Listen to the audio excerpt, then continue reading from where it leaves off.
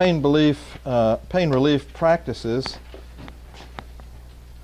Now, some of these are going to sound very trite, simple. Do not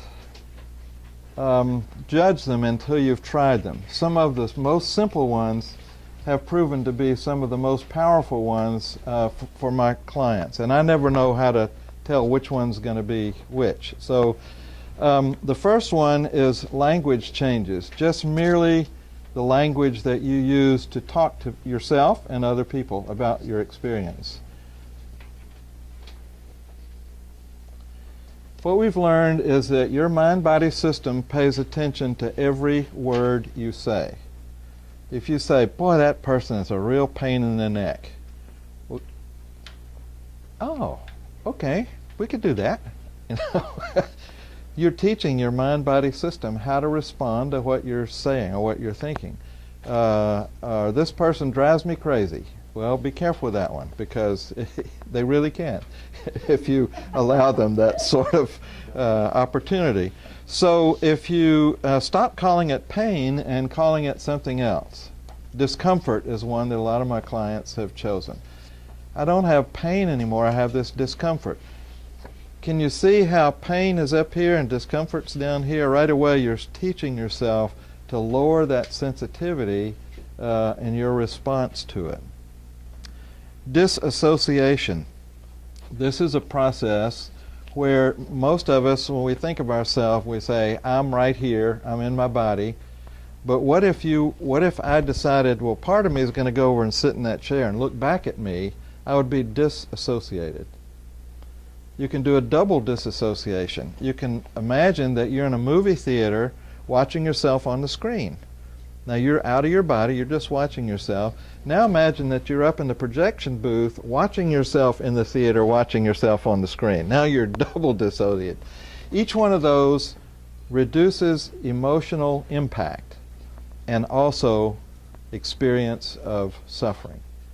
So just getting out of your body. I have a lot of clients that go into operations and I say, just pretend like you say, okay, while they're operating on my body, I'm just going to be standing over in the corner and let them go ahead and do what they need to do.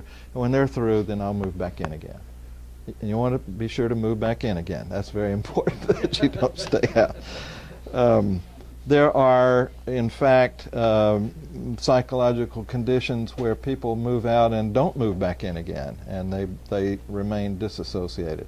That's not a danger. That is a serious problem, but practice, you can do it and come back in.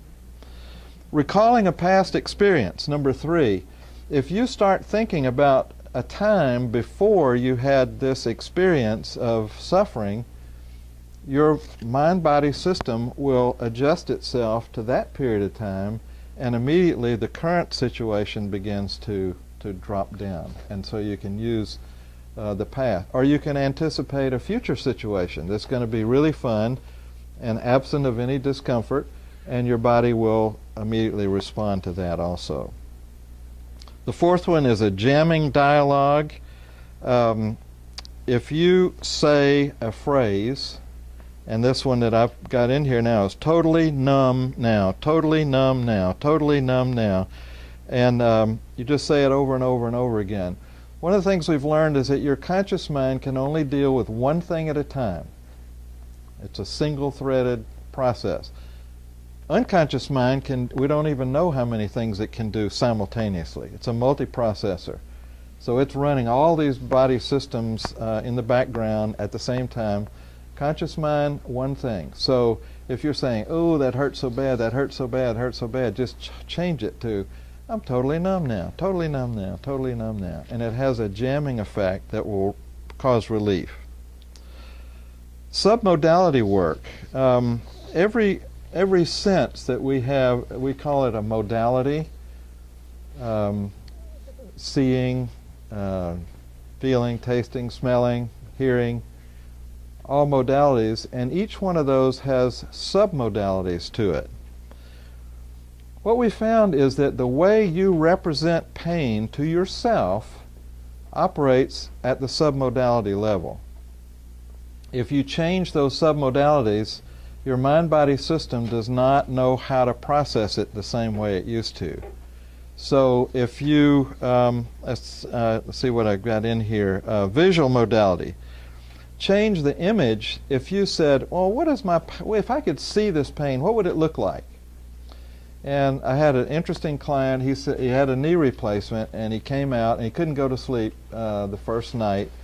So he said, I need to work on that. And so I said, well, if you could imagine this pain, where is it? And he said, it's under the back of my knee, and it's a tiny little hard red ball, and it's pulsating, and it's hot, and it's pulsating. That's what it would look like if I could see it. I said, okay, what I want you to do is move it up onto the top of your knee, and I want you to convert it into a very, very soft, squishy, light blue box that's cool, very cool. So I've changed all the submodalities he told me about. I changed them to something else. And I said, just practice that as you're going to sleep tonight, and I'll check with you in the morning. So I came back in the morning. I said, how'd it work? And he said, oh, it didn't work at all. It was terrible. He said, I was sitting here saying, little squishy blue box on top of my knee, and it's cool, little squishy blue, you know, he's going, and he said, and then I woke up the next morning. I said, well, that sounds like it worked pretty good then, didn't it? He said, oh yeah, I guess it did. So sometimes you don't even realize that these things are happening, and they're going on. That it was really amazing to him. He was funny about that. There are visual submodalities. There are auditory. If it was making a sound, change the sound. If it had a taste or a smell, you know, you can change that too. Just play with that, because what we found is that when you change the submodalities, your body is used to processing as pain and suffering. It gets confused. So what is this? I don't know what to do with it, you know. And then you can start choosing something like discomfort, and kind of substitute that. Number 6 is ownership. People talk about, oh, my back is just sore. Instead of my back, how about that back, or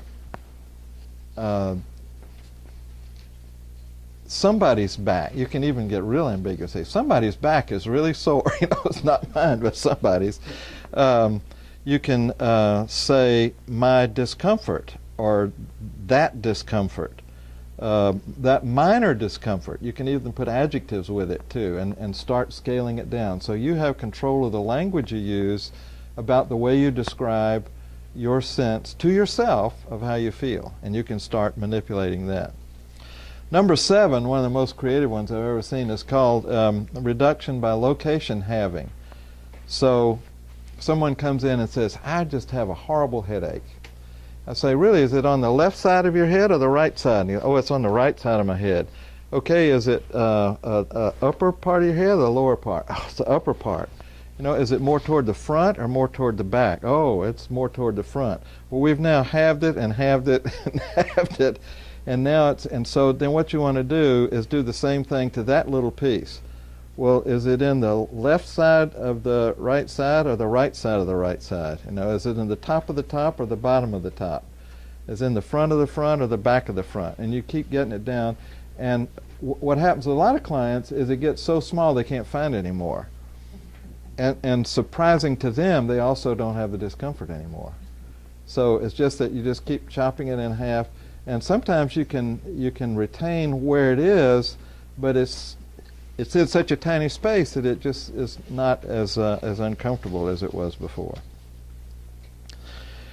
Starting at the bottom, some mindful meditation practices, progressive relaxation and deep breathing. Very, very powerful things that you can do. Progressive relaxation is when you say, my toes are relaxing, my feet are relaxing, my heels relaxing, my ankles relaxing. My wife does this, and she's never gotten past her knee, I don't believe, before she's gone. And so you just very gradually, naming each part of your body, you just relax yourself all the way. And most people, if you have trouble sleeping, this has been tremendously powerful. Usually you don't get all the way. Now, in hypnosis, just to give you a little clue, I use that in the induction phase of the hypnosis. And after we get all the way up to the top of their head, I do the hypnosis session that we're going to do and say, now let's go back, and what we want to do is take that relaxation and have it collect all the stuff that doesn't belong in your mind-body system anymore. Any discomfort, any pain, any suffering, any negative beliefs, any negative attitudes, any negative thoughts that you have, just get sucked into this kind of a cloud, and we're going to have this cloud just move right back down your body, through your head, shoulders, chest, back, stomach, and hips, and go on down to the knees, and then out through your toes, boom, like that. And it's like a mind-body system cleanse, you could call it, that just pulls all the junk out. And we store junk all the time that doesn't belong in our system, and we just hold it, so that's a way to get rid of it. Mind-body dialogue, this is one of the things that was amazing to me. I had clients start saying, if my immune system in my body knows how to heal itself, why did I have to come to you to get it to do that? And I said, I don't know. Next time when you're in a nice deep hypnotic trance state, I will ask you, and your unconscious mind, if it wants to, will tell me why that happened. Started getting back a very consistent answer, and the answer was, because you didn't ask me. I thought, wow, boy, if the doctors find out about this, we're going to really have some powerful healing going on. Most doctors don't ask you to, would you mind getting well for me now? And when you wear that white coat, and it has a huge impact. That's an authority figure that we're trained to accept their instructions as being pretty potent things. Number 3 is the sacred place. And what I find is that most of my clients do not have a retreat that they can access instantaneously anytime. And this is an imaginary place, and you put into it everything that you love, everything you like to look at, to hear, to feel, to smell, to taste, whatever. You create it, you give it a name. It's a secret name that you're the only one who knows that name. And that's a post-hypnotic suggestion for you to go back there when you want to. You just say that name. You close your eyes, take a few deep breaths, and imagine you're back at that place. A lot of my clients go there as they're going into surgery. Before they get the anesthetic, they go to their sacred, I call it the secret place, favorite place. Some people call it their happy place. It's very sacred, and it's a way to retreat from all the hustle and bustle around you. You just go into that place, and you can recharge and recenter and rejuvenate yourself when you're there. Very powerful. Dr. Bruce Lipton, one of my current guru thought leaders, a cellular research biologist, has written a book called The Biology of Belief. And it's one of the most potent books that I've ever seen on the power of the mind to influence the body. And he says basically Watson and Crick had it wrong. We're not a victim of our DNA. Watson and Crick said it goes DNA, RNA, protein. And here comes Bruce Lipton and says it can also go protein, RNA, DNA. Well, that turned the whole biological world upside down and really created an uproar. And as a result, he resigned a tenured position at Stanford University because he couldn't get people to stop teaching something that he could demonstrate in the lab, and they could too, that was incorrect. So he said, I can't do this anymore. I'm going to go out on my own. So what he found out was that if you take a cell and put it in a very positive, supportive environment in a petri dish, it turns on, in other words, it expresses certain genes in a certain way, and it moves into growth, learning, creativity. You can take that cell, put it into a very poisonous medium in a petri dish. It's like a switch in the cell flips over to survival, and all that other stuff is shut down, and now it's just strictly can I survive, can I live. And everything's degraded to the minimum basic level. Take that same cell out, put it back in the positive medium, the switch goes over, he said, almost instantaneously, and the cell shifts. It is expressing genes in a different way. So he says, so if we think about the medium that a cell lives in, and we're concerned about the cells in our body, what's the medium they live in? Well, they're surrounded by blood. Blood is the medium of the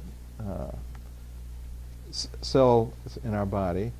And he said, how would we do something with our mind to create a better medium for these cells to live in? And basically what they're coming down to, it is gratitude and appreciation.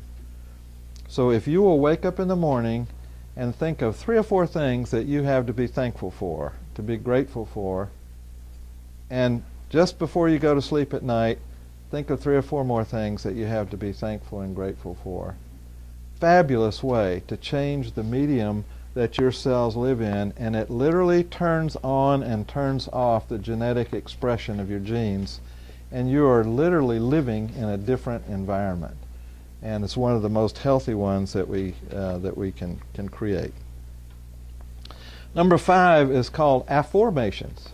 That's not a misprint. We know about affirmations, where we affirm something. We say, I'm not going to feel any more pain, you know. And your critical factor's out there saying, yeah, I hear, you know, yeah, big chance of that. An affirmation is a question. What this particular researcher found is if you make an affirmation that doesn't match reality, your critical factor will attack it right away and say, not true. That can't be. An affirmation triggers a whole different set of responses because we're all problem-solving creatures. We're hardwired to problem solve. An affirmation is a question. How is it that I no longer feel as much pain and I don't suffer as much as I used to? That's an affirmation. Your body, mind-body system, will immediately start working to try to figure out, how can that be? And it'll always come up with an answer. And that answer is going to be something that reduces your level of pain and your level of suffering. So it's asking a question. The mind-body wash I already talked about. As you do the progressive relaxation, imagine that it's a liquid or a cloud or whatever you might want to use as your imagery, and let it wash up, collect all the junk in your body, and then wash right back down out of your toes, and it's gone. 7 is something I developed more recently, and still working with that to determine maybe how effective it is. Imagine that the Queen of England were to have her staff notify some little town in England that she was going to be coming to spend the day there in about 3 months. Imagine what would happen in that town. My understanding is that they would start painting the trees and the sidewalks and everything. I mean, it would be the cleanest and the spiffiest as they know how to make it. And the Queen would not go to do anything, to fix anything, to repair anything. She goes to give her royal presence to that spot. And she might, you know, do the royal wave a little bit. That would be okay. She could smile and nod a little bit like that. But that's it. No speeches, no policy announcements or anything like that.